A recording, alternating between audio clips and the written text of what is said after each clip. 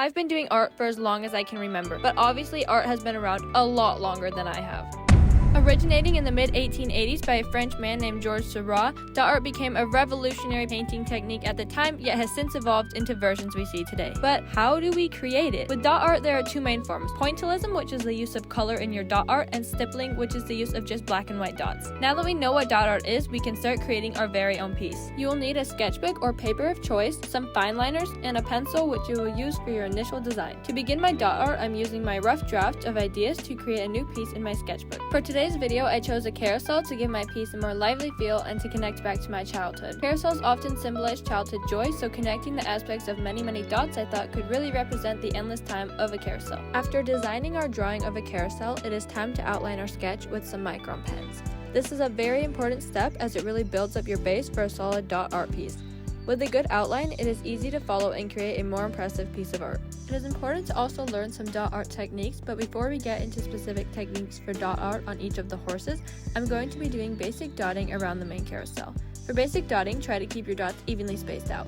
When we get into specific techniques, we will look at how this changes. Now that we have finished most of the carousel, it's time to look at special techniques of dot art that we can apply. Let's first take a look at blending. Blending is essential to transition from one color to the next with dot art. For blending, start with your lighter color and fade into the darker one. When going from color to color, overlap both of your colors slightly in order to have a smoother blend. You can blend any colors, but make sure to consider how certain colors will affect your overall piece and try to come up with a theme that suits what you're drawing. Our next technique is color blocking. Color blocking is basically the exact opposite of blending. With this technique, make sure none of your colors are overlapping, but instead entirely separate. You can fill in shapes like I did, or put the colors directly next to each other as long as they don't overlap. Color blocking can be super helpful if you have large spaces to fill in or you're trying to design a creative pattern. For our final dot art technique, we'll be looking at shading. Shading is essential for many different art forms and definitely plays a part in dot art. For shading, you want to start with your darkest color and fade into the lightest one. As you fade colors, space out your dots to gradually increase the distance between them. When you get to your last color, you will have the most amount of space between your dots. Properly applying shading will help add value to your art and remind you of your light source. If you're struggling with shading, just think about where your light source would be.